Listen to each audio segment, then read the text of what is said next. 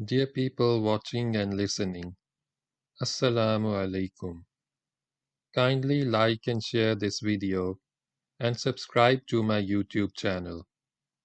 Please support my channel by contributing to my Patreon account so that I can continue making the audiobook series. Salah ad-Deen al-Ayyubi, Volume 2, The Establishment of the Ayyubid State. Start of Chapter 6, Part 1. The military system at the time of Salah ad-Deen. Salah ad-Din began to fortify cities, build citadels and organize the army to withstand the possibility of attacks against him.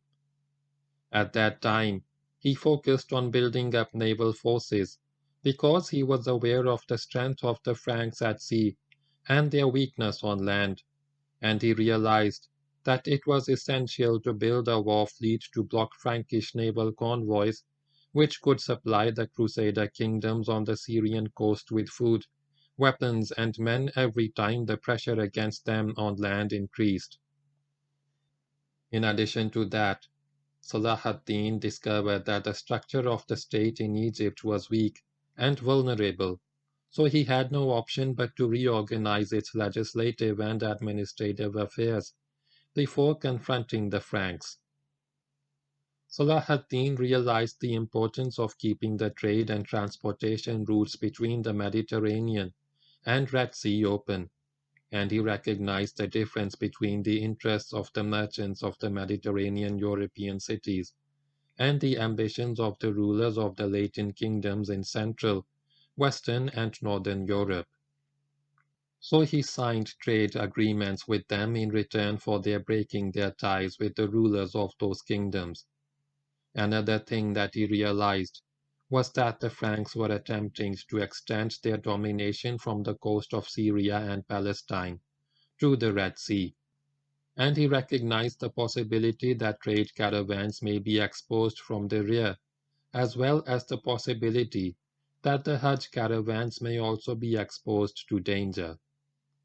Hence he ordered that his army be sent to Yemen to secure the sea lanes and put an end to pirate activity and attacks against pilgrim caravans.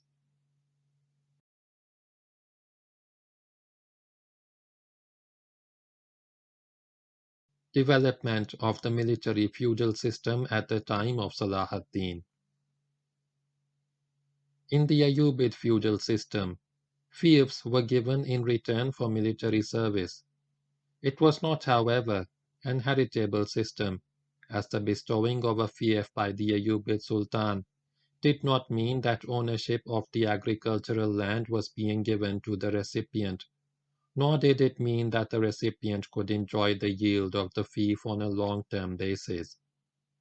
Rather, the bestowal of a fief simply meant that the recipient had the right to collect for himself and his troops a certain amount of taxes in return for military and civil duties that he was obliged to do. Salah ad-Din began to allocate the land of Egypt in the form of fiefs. He gave some to his family members and some to his emirs and commanders. He allocated Alexandria, Damietta, and Buhaira to his father Najmuddin, and he allocated Kuz, Aswan, and Aizhab to his brothers Shamsuddin Turan Shah. That is supported by, among other things, what al-Makrizi noted. Since the time of Salah ad-Din Yusuf ibn Ayyub and up till now, all the land of Egypt is allocated as fiefs to the Sultan and his emirs and troops. At the time of Salah ad-Din, the allocation of military fiefs was a practice not limited only to Egypt. Rather, it was extended to all the lands that Salah ad-Din was able to incorporate into the venture of Islamic unity. He followed a number of methods of distributing those fiefs to his emirs and troops, such as that which was aimed at confirming his control of the lands that came under his sway, as when he captured Homs and Hama in 570 Hijri, that is 1174 Common Era. when he allocated a fief to his paternal cousin Nasir ad-Din Muhammad ibn Asad ad-Din Shirkuh, and another to his maternal uncle Shihab ad-Din al-Hazimi. Salah ad-Din also used the allocation of fiefs as a means of achieving Islamic unity. This is indicated by the call that he sent when he halted at Bira, when he wrote to the kings of neighboring cities saying, "Whoever comes and submits willingly, his land will be safe, provided that he is one of the Sultan's troops and one of his followers and helpers in the jihad against the disbelievers." He acted on the same basis with Imad ad-Din Zangi, Izz ad-Din Masud, the ruler of Mosul, and the ruler of Antab, when he wrote to the Sultan announcing that he would obey him. When he took control of it, he affirmed it as his fief in 579 Hijri, that is 1183 Common Era. Salah ad-Din also awarded fiefs to his men as a reward for their great exploits. This is what Salah ad-Din did with the Amir of Hasan Kaf, which he allocated to Amid as a reward for services rendered to Salah ad-Din. He did likewise with Saif ad-Din al-Mashtub when the crusaders released him from captivity. Salah ad-Din welcomed him warmly and allocated Nablus and its surroundings to him as a fief in 588 Hijri, that is 1192 Common Era. It may also be noted that when allocating fiefs, Salah ad-Din paid attention to security matters in his state. He allocated fiefs to Arab tribes whose people often betrayed him and sent food supplies to the crusaders. He allocated various fiefs in Egypt to the tribes of Jutham and Salaba, so as to maintain security and encourage those Bedouin to join him in the jihad. Another of the unique characteristics of the Ayyubid feudal system was that it allowed fiefs to be transferred from one beneficiary to another, but this transfer was not done through inheritance. At the time of Salah ad-Din, no fief was transferred by inheritance except in 3 cases. In return for the income acquired from the fief, the beneficiary had a number of commitments that he was obliged to fulfill. These were military commitments such as sending troops at times of war, in addition to a number of non-military obligations, such as implementing decrees issued by Salah ad-Din, establishing security within the fief, and paying attention to the welfare of individuals living in the fief.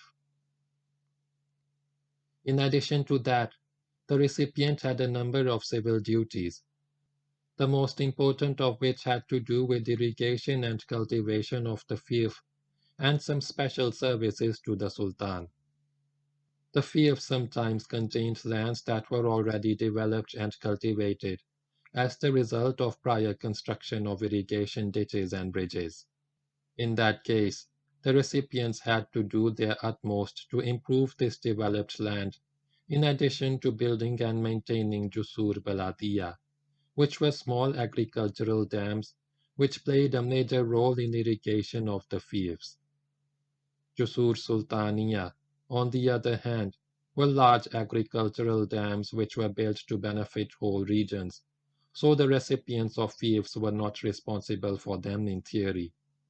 But in fact they did help the Sultan to build this kind of dam, by supplying men, cattle, equipment, and so on. In addition to that, the recipient also took part in digging and cleaning channels. Salah ad-Din used the same method as had been used by his Zangid forebears in paying the troops' salaries. He allocated fiefs to his commanders as an alternative to what was required of paying salaries to the troops. It was sufficient for Salah ad-Din to notify the recipient of the fief when he decided to launch the jihad against the crusaders, and the recipient would march to join him with his troops, fully equipped with sufficient food supplies. Because Salah ad-Din was the original source for allocation of fiefs, He could cancel a fief at any time if the recipient failed to carry out his duties or behaved in such a manner that undermined his military commitments, as happened in 573 Hijri, that is 1177 Common Era, when Salah ad-Deen took Akhbaz away from a group of Kurds because they were the cause of the Muslim army's defeat at the Battle of al-Ramlah at Tel Asafiya by the Crusader army, led by Renaud de Chatillon. In fact, the military feudal system was very important to the army of Salah ad-Din. Moreover, this system, with the duties it involved, punished the fief holder by dismissing him from his fiefdom if he fell short in any of these duties, and guaranteed the sincerity of the troops and their standing firm in battle. This is in addition to what some of the fief holders did of military actions against the enemy. Ibn Wasil and Ibn Kathir mention, among the events of 575 Hijri, that is 1179 Common Era, that is that Din Farah Shah, whose fief at that time was Baalbek, raided Safad in that year, and came back safe and sound after killing a large number of Crusader fighters and seizing a large amount of booty.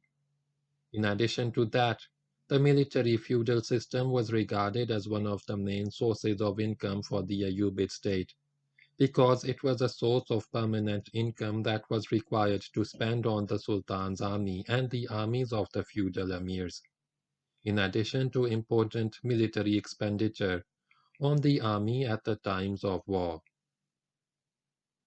Thus it may be said that by implementing the military feudal system in his state, Salah ad-Din saved himself the task of supplying the entire army with weapons, equipment, and supplies.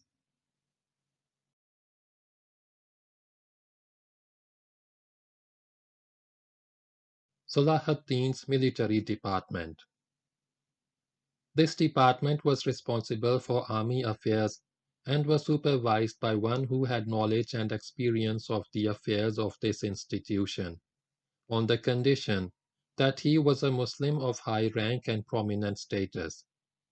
It was akin to what we call the Ministry of Defense nowadays, and the man in charge of it was responsible for knowing the situation of the troops and recording their presence or absence, state of health, and deaths. One of the duties of the military department was issuing regular statistics on the numbers of troops and the amount of money allocated to them. One of this department's specialities was mentioned by Ibn Khalikan in his biography of Al-Malik al-Tahir Ghiyas ad-Din ibn Salah ad-Din, who came to inspect the troops one day. He had the army records before him, and every time a soldier appeared in front of him, he asked his name and the scribe wrote it on the list. The employees of the military department recorded the names of those who had received fiefs according to their various levels, and the number of troops belonging to each fief holder in his fief. In front of each fief holder's name, there was a symbol referring to his fief without mentioning it clearly by name. Perhaps this was a precaution aimed at secrecy on the part of the department employees. Hence the department avoided mentioning the names of the fiefs and their yields, unless ordered to do so by the sultans.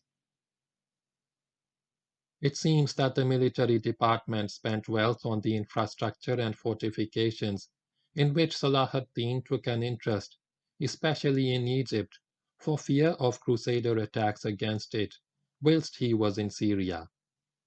The best testimony to that may be the fortifications, on which he spent a huge amount of wealth, such as the Ayyubid walls of Cairo and Qalat al-Jabal, which he built on the side of Jabal al-Muqattam. He also fortified the city of Damietta, which al-Makrizi said cost 1,000,000 dinars. The most important employees of the military department at the time of Salah ad-Din included the Nazir, who was regarded as primarily responsible for everything that happened in the department. Next to the Nazir came the Mutawalli ad-Diwan, whose job was to supervise the carrying out of the Nazir's instructions, and the Mustawfi, whose role was to follow up on the employees and ensure that they submitted the figures required from them on time, and there were other employees.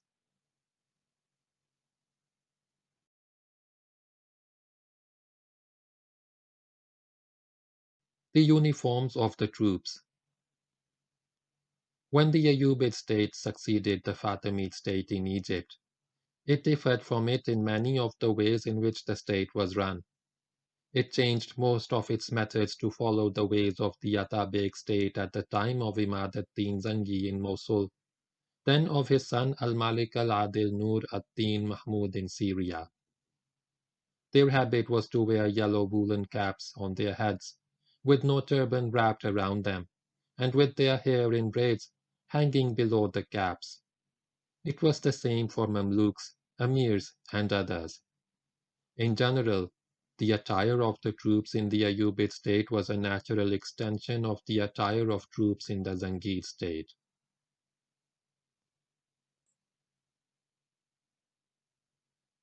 Food supplies. Food supplies were usually carried in the rear of the army and were called al-Sikl, which means the load. But it so happened in some campaigns that they put the load in the middle of the army near the heart of the troops. The reason for that may have been their fear that the enemy might capture their supplies. In the middle of Jamadul Awwal, 584 Hijri, that is 1188 Common Era, the Sultan mobilized to meet the enemy and organized the battalions, putting the right flank first, the heart in the middle, and the left flank in the rear, led by Muzaffar ad-Din ibn Zain ad-Din, and the load traveled in the middle of the army. We find that the troops, for their part, carried some essential food supplies with them in sacks, called sulak, made of leather which hung from their shoulders. When preparing to set out, the troops would stock up by going to the market and buying the necessities, which might be no more than some bread, cheese, onions, and a little dried meat, and some grains, legumes, fruit, and dates. When preparing for the Battle of Ad-Ramlah, which ended in defeat for Salah ad-Deen in 573 Hijri, that is 1177 Common Era, Al-Imad al-Khatib al-Isfahani reported. The call went out to the troops to take provisions for another 10 days, in order to be on the safe side. Orders were sent to the military market for the troops to buy at a time when prices had started to rise. During the campaigns that followed the Battle of Hattin, when the Ayyubid army had started to raid the coast near the Crusader kingdom of Tripoli in 584 Hijri, that is 1188 Common Era, the call went out to the troops. We are going to the coast, where there is little food available for sale, and the enemy is surrounding us on all sides. So take with you provisions for 1 month. When hardship intensified for the people of Acre during the harsh and lengthy siege, the Emir Bahauddin Karakush sent word from inside the city, complaining to the Sultan of the lack of food supplies. So the Sultan arranged a huge ship for them and sent it to them.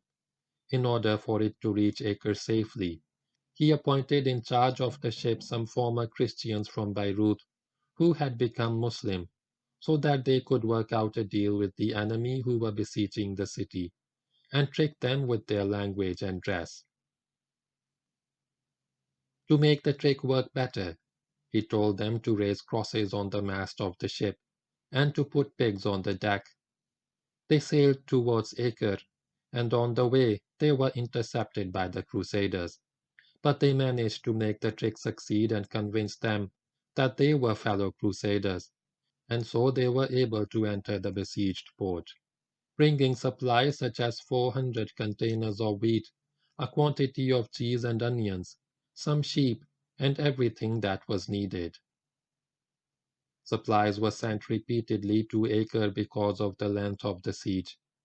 They came from Egypt, which was a land of plenty, in addition to what was sent from Beirut.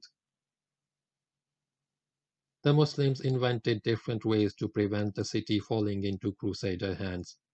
But then they were defeated and Acre fell, and the difficulty of supplying the city was one of the main reasons for its fall.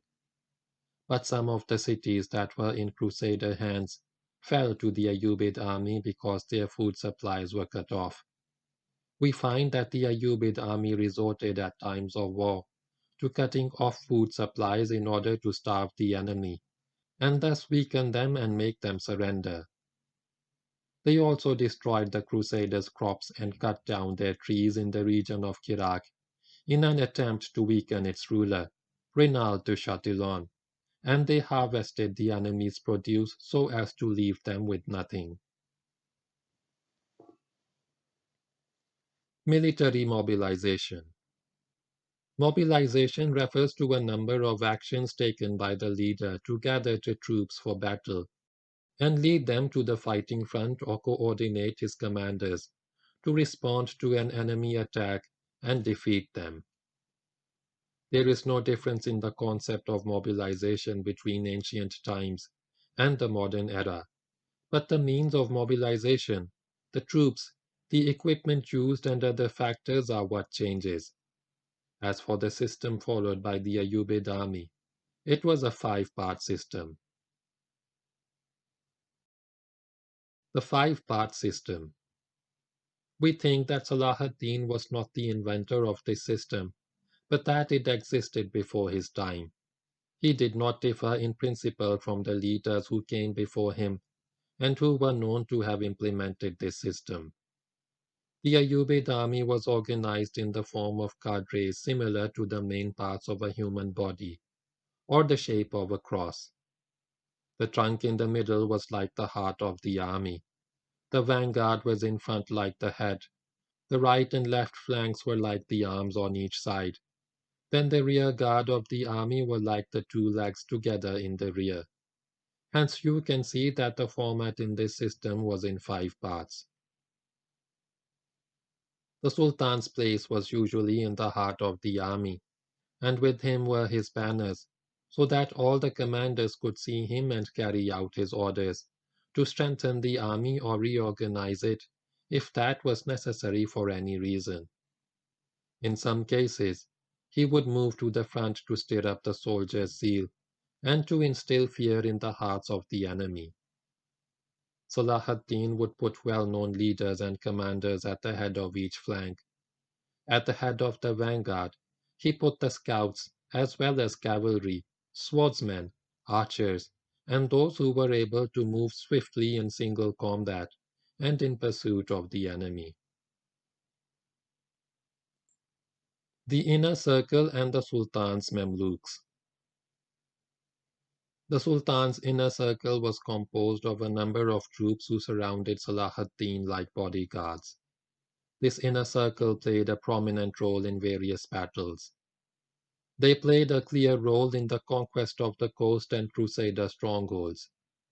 Ibn al-Athir referred to the conquest of the citadel of Persia, the location of which was known to be rugged and well fortified, and described how Salah ad-Din divided his army into three parts, so that they could take turns to fight.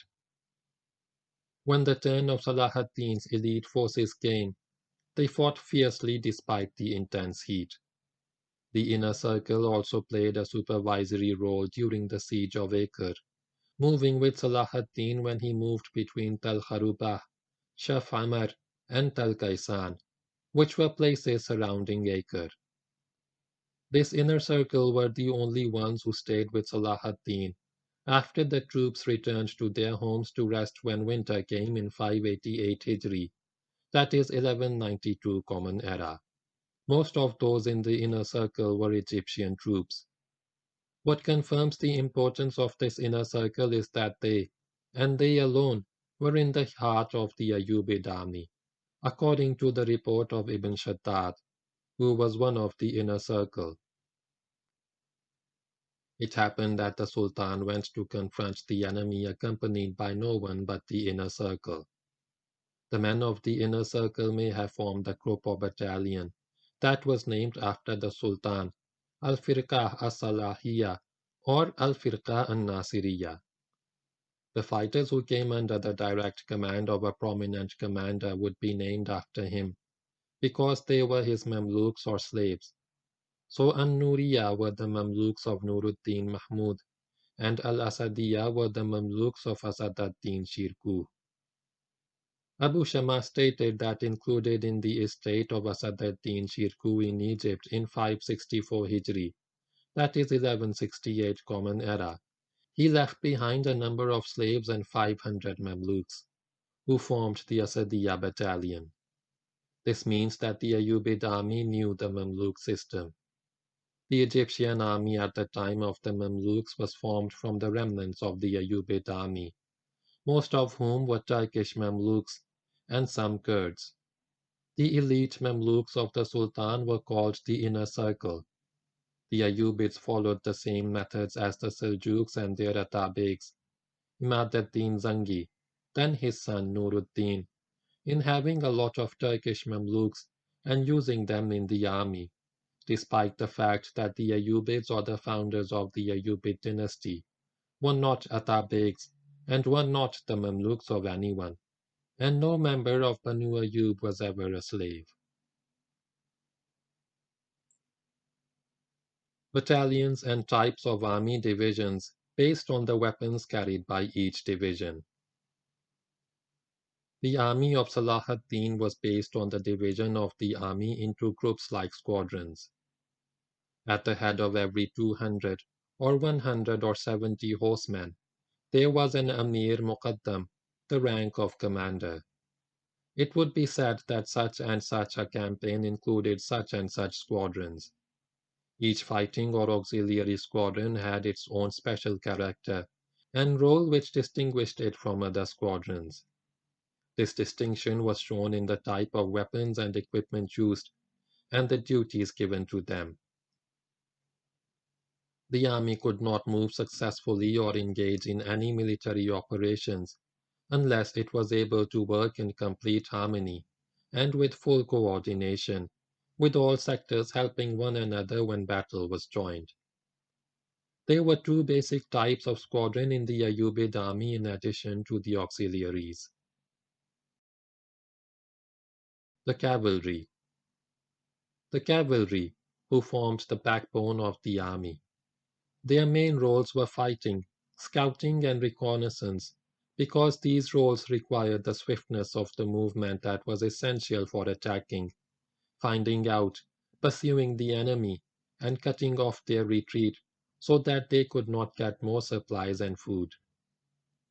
Men who were sincere and chivalrous, with experience of war, were usually chosen for this duty, and they would avoid combat with the enemy in order to carry out reconnaissance. The aim of their operations was to estimate the enemy's strength and find out their weak points. In addition to that, the cavalry would lend support to places that were exposed to sudden danger. However, they were placed behind the infantry in battle order, as at-Tarsusi explains. Let the cavalry and superior warriors be behind the infantry, waiting to charge. Then when they want to charge, a way will be opened for them through which to charge, with the cooperation of the infantry. The characteristics that were required of the true knight were physical fitness and strength, and sound knowledge of how to confront the enemy, such as unarmed combat skills, how to use a spear and the art of archery. Horsemen were equipped with swords and long spears, and wore chain mail, shields, and helmets. As for their horses, it is possible that they put chain mail on them as well as their saddles. The infantry. The infantry, who formed the greater part of the army and bore the brunt of fighting and its hardships and consequences. The weapons carried by this group were light weapons, because they marched on foot. They used swords, bows, and short spears. It was the infantry who drove the enemy out of their trenches and finished them off.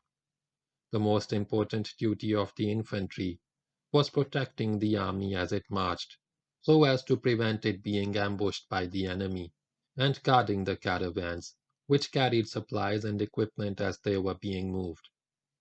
In order of battle, the infantry were placed in the front lines, with the cavalry and superior fighters behind them. Other auxiliary squadrons. Other auxiliary squadrons were known by the names of the equipment that they used and the tasks they performed. So there were mangonel squadrons, testudo squadrons, naphtha thrower squadrons, intelligence gathering scouting squadrons, quartermaster squadrons, and so on. Before heading to the coast, Salah ad-Deen inspected his army, positioning different battalions, filling in gaps and empty spaces, and making sure that the weapons carried by the fighters were in good condition. Just before setting out for Hattin on the day of inspection, the Sultan organized the troops and checked on them from afar and close up. He showed each commander his place and his position in the right flank or left flank, from which he should not move. He brought out the banners and the courageous archers in each division, and advised each division as to how it should cooperate with others. He said, "When we enter enemy territory, it is in this order that we should enter, and this is where the locations of our battalions and heroes should be." There was a person in the army whose mission was to call out, mobilize the troops to fight, and raise their morale. His place was close to Salah ad-Deen. Every time a command was issued, he would convey it in a loud voice to the army. He was called al-Jawish. He would call out to the people to get ready, or if necessary, he would call on a certain commander to move his troops to give help to such and such a group during the fight. If the enemy had penetrated the ranks, or he would stir up the fighters' zeal by shouting encouraging words such as Yalil Islam wa Asakir al-Muwahidin, for the sake of Islam, O monotheist troops.